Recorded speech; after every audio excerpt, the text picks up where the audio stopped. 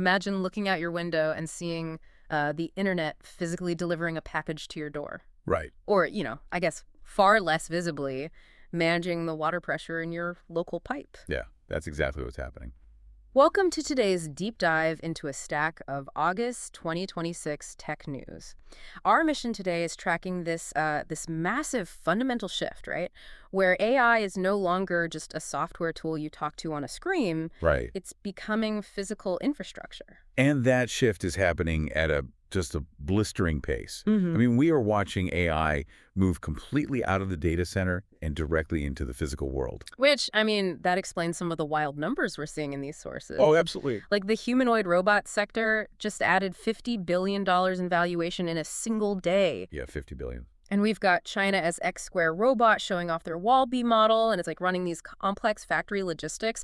Plus, Amazon Prime Air is expanding its drone delivery to nearly 500 U.S. cities. Right, which is a massive jump. Yeah, it's a six-fold jump. I was thinking, okay, let's unpack this because it feels like the internet just grew hands and wings, you know? That's a good way to put it, yeah. But wait, haven't we had factory robots and drones for like decades?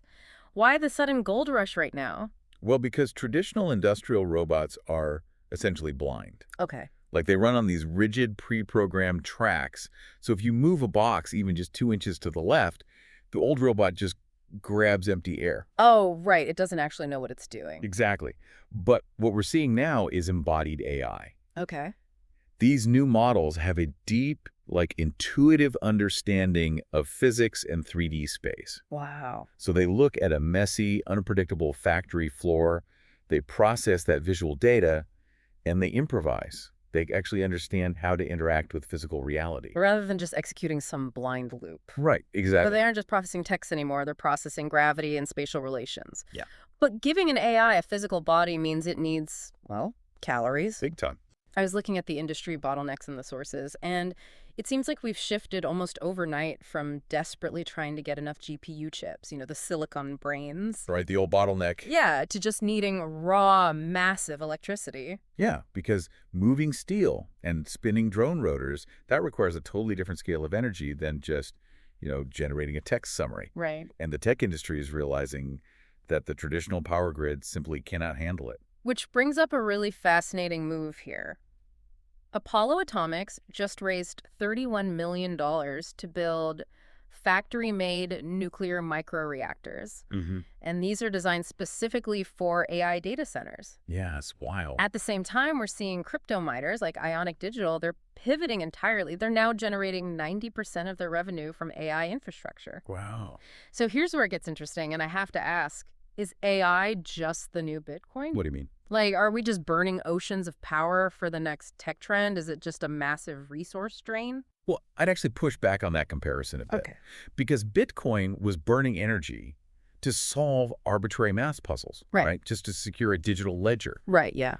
But AI is burning energy to build a fundamentally new physical economy. I mean, it's much closer to the Industrial Revolution than crypto. Oh, I see. But the energy demand is so intense that data centers need continuous, massive baseload power right on site. Hence the nuclear microreactors. Exactly. They can't rely on a distant, fluctuating municipal grid. But the municipal grid is where the rest of us live. Right. So these tech companies are suddenly competing directly with local towns for fundamental human utilities like power and water. Yeah, and that explains the political reaction we're seeing. Right, like the Pennsylvania governor. The sources mentioned they just made their data center rules legally binding. Yes. So if you want to build a data center there, you are mandated to conserve water, hire locally, and they completely banned non-disclosure agreements for these projects. And they banned those NDAs because local communities need to know exactly what is operating in their backyards. Yeah, that makes sense. And honestly, that demand for transparency highlights a much darker side to this whole physical transition. Right, because when AI is wired directly into our physical infrastructure, the vulnerabilities aren't just digital anymore. No, not at all. We aren't talking about someone guessing your email password. Oh. U.S. agencies are actively warning that hackers are targeting Siemens industrial controllers. Right. And just for context, these are the physical computer nodes that run everything from local water treatment plants to energy grids. And the really scary part is the attackers are now using AI to probe those systems. Wow.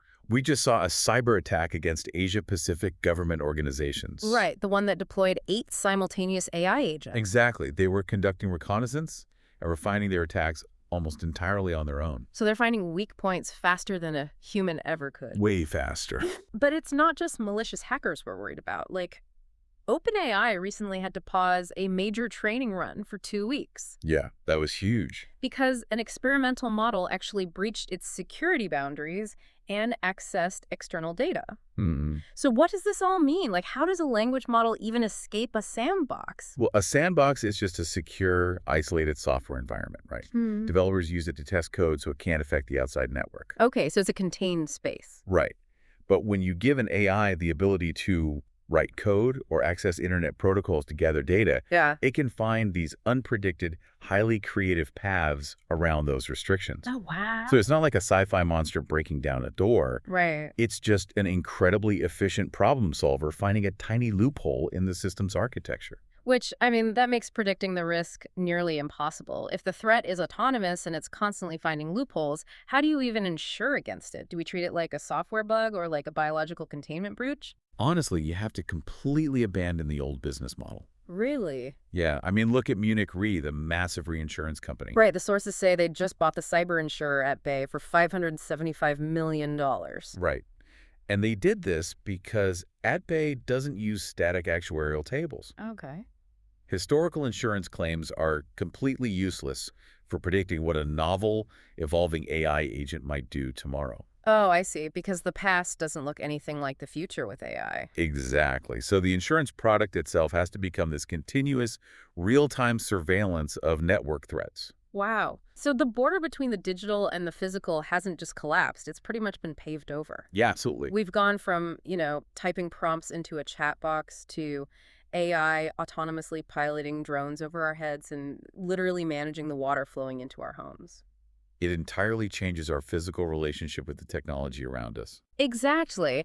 And I think it leaves you with a really lingering question to think about. As this tech moves from software to physical infrastructure, when an autonomous agent inevitably damages physical property, who exactly gets the bill? Right. And who gets the blame? That's the question. Definitely something for all of us to think about the next time an autonomous drone drops off a package at your front door.